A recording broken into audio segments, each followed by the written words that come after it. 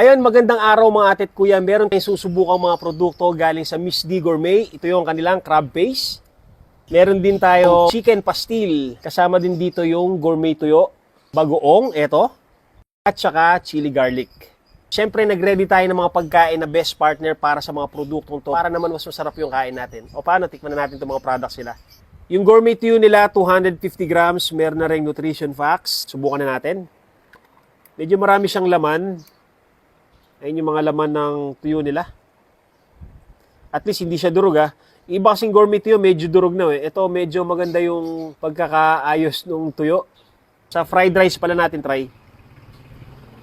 Hindi ko alam kung ilang piraso to pero tingnan nyo medyo siksik siya. Nabawasan na natin isa yan. Pero kuha pa tayo isa kasi baka mabitin tayo sa isang pirasong tuyo. Game. Disclaimer lang po. Siyempre naghugas na tayo ng kamay kanina. Tabi muna natin itong kape dito kasi medyo malaki baso ko. Kain na tayo.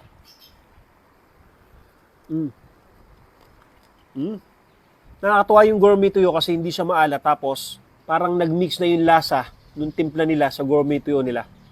Medyo spicy ng konti yung isa na to. Kape muna tayo. Susunod natin titikman yung kanilang crab paste. Yung crab paste nila ay may nutrition facts din, tapos 220 grams. Tingnan natin. Uy, medyo siksik yung crab paste nila, marami siyang laman. Tikman na natin. Try natin sa kanin. Subukan natin tong crab paste ng Miss D Gourmet. Okay.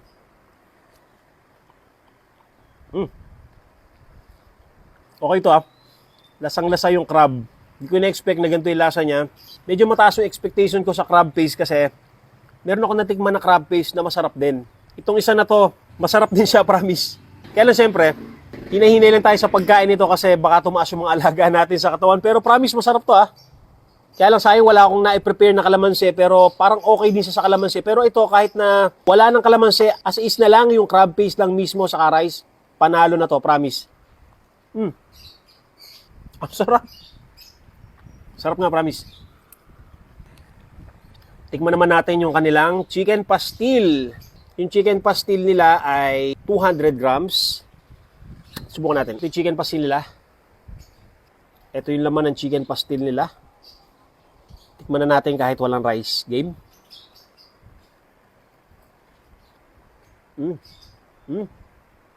Medyo sweet and konting spicy pero masarap siya. Tapos, hindi ganun karami oil niya. And siksik din yung laman niya sa bottle. Tingnan nyo. Medyo matamis. Tapos may konting anghang, panalo. Pangkanin, promise. Try naman natin tong kanilang chili garlic. Siyempre, nag-prepare tayo ng siomai. Ito para sa ating chili garlic. So, subukan natin yan dito sa ating siomai. Grabe. Sigurado ko, hindi lang din ako yung mahilig sa mas maraming bawang, promise. Kaya tingnan nyo yung ginawa ko dyan. Sobrang daming bawang yan kasi ako mahilig talaga ako sa bawang. And itong chili garlic na to, parang mas more on bawang siya. Game? Dito sa chili garlic, mas more nalalasahan ko yung garlic kaysa sa spicy. Meron konting spicy pero balance sila yung timpla niya. Sa mga mahilig sa bawang, panalo to. Isa pa.